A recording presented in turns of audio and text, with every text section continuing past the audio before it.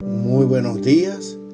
Vamos a tener el repaso de la lección de la escuela sabática para el día lunes 24 de octubre.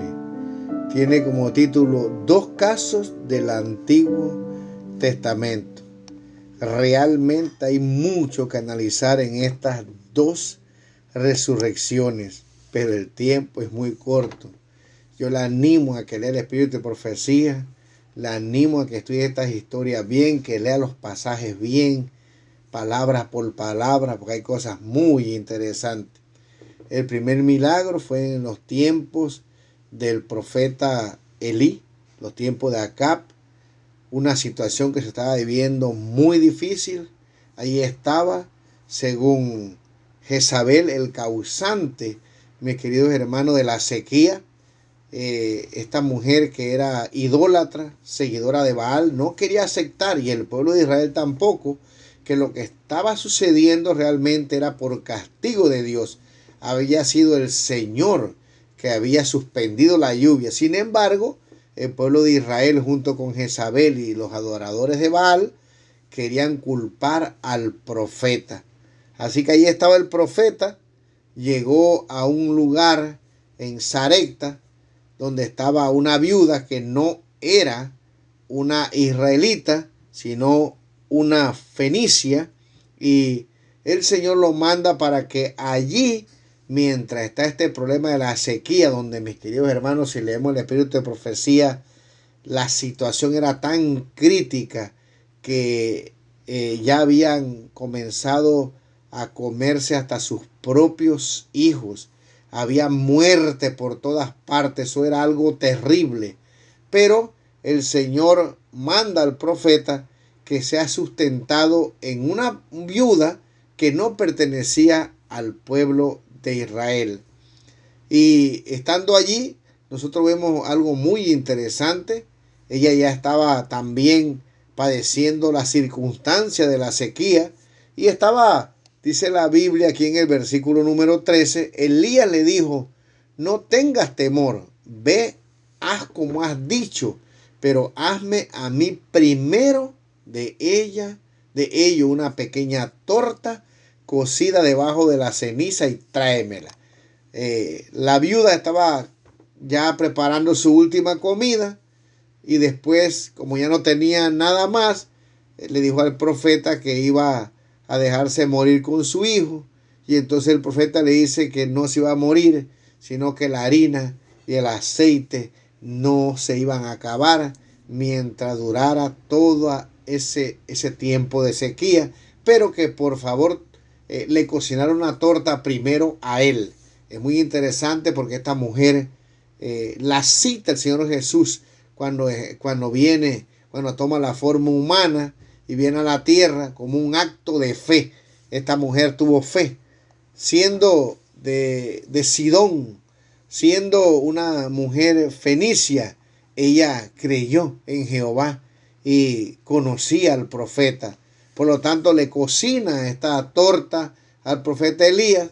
Pero después de un tiempo, mis queridos hermanos, viene la desgracia y la visita de este profeta, según lo que ella entendió, había causado tal vez la muerte de su hijo.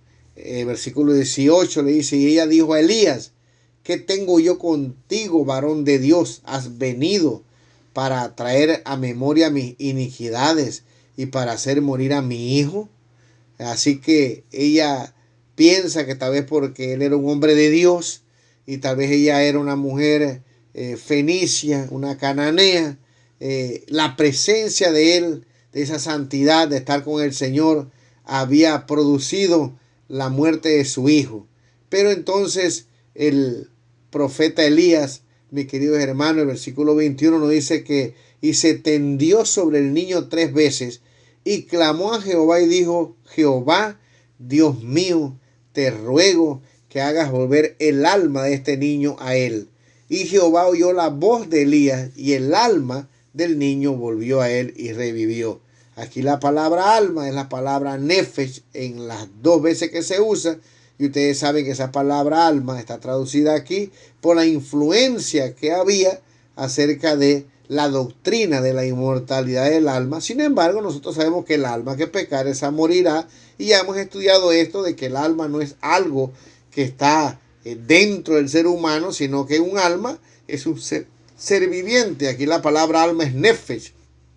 Lo que quiso decir, o como lo podemos traducir en una forma más clara, es que Jehová Dios mío, te ruego que hagas volver el espíritu o el aliento de este niño a él. Y Jehová oyó la voz de Elías y el espíritu del niño volvió a él, o sea, el aliento de vida.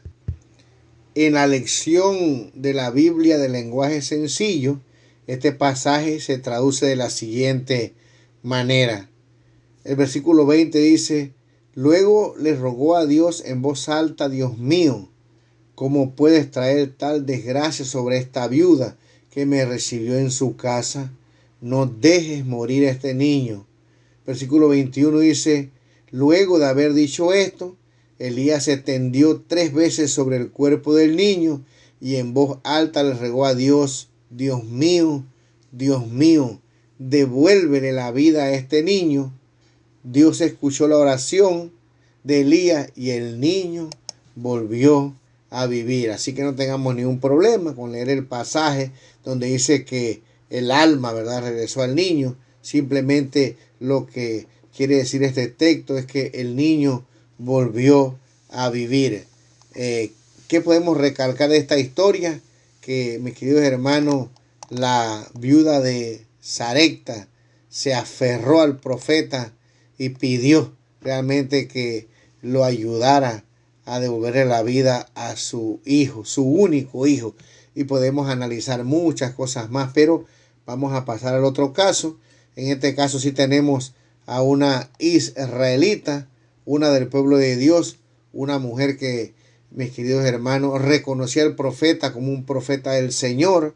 Estamos en los tiempos de Eliseo ahora, y manda hacerle un cuarto a este profeta para que cuando él pasara por ahí se sintiera cómodo. Inclusive en el tiempo en el cual ella se desenvolvía, le puso muebles que le traían comodidad. Y entonces este profeta, en ver lo que ella había hecho con él, quería agradecerle y le preguntó qué necesitaba. Y la lección nos explica, y la palabra del Señor, que ella no tenía hijos y que su marido ya estaba viejo. Y entonces ella pide, ¿verdad? Y así le dice: no tiene hijo el siervo. Finalmente Eliseo le dice que ella iba a tener un hijo. Lo tiene a este joven. Y entonces finalmente, cuando el niño crece, este niño muere. El versículo 30 dice: dijo la madre del niño: vive Jehová y vive tu alma, que no te dejaré. Ella sale a buscar el profeta al ver que su niño está muerto, ¿verdad?, tendido en una cama. Es interesante porque el profeta no sabía tampoco en esta ocasión lo que estaba sucediendo. Mandó a Giesí con su bastón, él no pudo, pero la madre, una vez más, como la viuda de Sarepta, se aferra al profeta y dice: yo no te voy a dejar. El versículo 30 dice: dijo a la madre del niño: vive Jehová y vive tu alma, que no te dejaré. Él entonces se levantó y la siguió. Y Giesí había ido delante de ellos y había puesto el báculo sobre el rostro del niño, pero no tenía voz ni sentido. Y así se había vuelto para encontrar a Eliseo y se lo declaró diciendo: el niño no despierta. Y venido Eliseo a la casa, he aquí que el niño estaba muerto, tendido sobre su cama. Entrando él entonces, cerró la puerta tras ambos y oró a Jehová. Después subió, se tendió sobre el niño, poniendo su boca sobre la boca de él, y sus ojos sobre sus ojos, y sus manos sobre las manos suyas. Así se tendió sobre él, y el cuerpo del niño entró en calor. Volviéndose luego, se paseó por la casa a una y a otra parte. Después subió y se tendió sobre él nuevamente, y el niño estornudó 7 veces y abrió sus ojos. Entonces llamó él a Giesí y le dijo, llama a esta tsunamita. Y él la llamó, y entrando ella, él le dijo, toma a tu hijo. Y así que ella entró, se echó a sus pies y se inclinó a tierra, y después tomó a su hijo y salió. Al leer este pasaje vemos que pareciera que Elías tuvo que esforzarse para orar y pedir al Señor que realmente pues hiciera este milagro. Vemos entonces aquí, una vez más, mis queridos hermanos, que estos niños habían muerto, estaban inconscientes, y finalmente pues estas mujeres se aferran a estos profetas que habían tenido un contacto, que le habían servido ambas a estos profetas, y entonces ellos oran a Dios y Dios le concede ahora a través de estos profetas que estos niños vuelvan a vivir. Esto también es un ejemplo más de que, mis queridos hermanos, hay esperanza después de la muerte, que Dios tiene poder, y que, mis queridos hermanos, esto nos demuestra a nosotros que también Dios está preocupado por pequeños detalles de nuestra vida, ¿verdad? No digamos más cuando padecemos nosotros situaciones tan difíciles como la de perder un hijo, una hija, un ser querido. Dios está ahí. Tal vez no actúe de esta misma manera, pero tenemos ya la promesa y estos pasajes están escritos para que nosotros, a medida que nos vamos acercando al fin de nuestra existencia, o si pasamos momentos de prueba, nosotros podamos aferrarnos a estos relatos que nos dicen, mis queridos hermanos, que hoy nosotros tenemos esperanza. Debe ser maravilloso haber presenciado estos milagros. Debe haber una gran felicidad en las madres al recuperar a esos hijos que estaban, mis queridos hermanos, sin aliento, que habían muerto.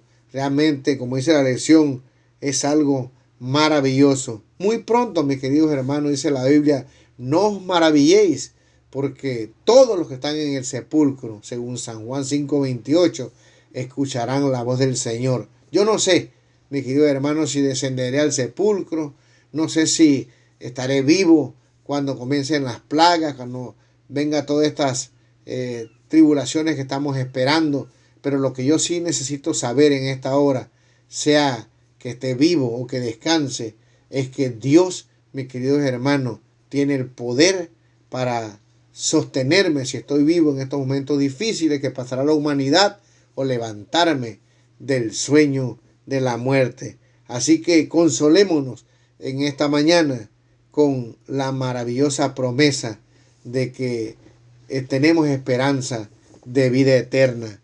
Que Dios te bendiga en esta mañana y que podamos, como hemos aprendido, mis queridos hermanos, así como el ejemplo que nos dio estas mujeres, tanto la viuda de Sarepta como la tsunamita, aferrarnos, mis queridos hermanos, al poder de Dios. Que pases un feliz día y que el Señor te bendiga.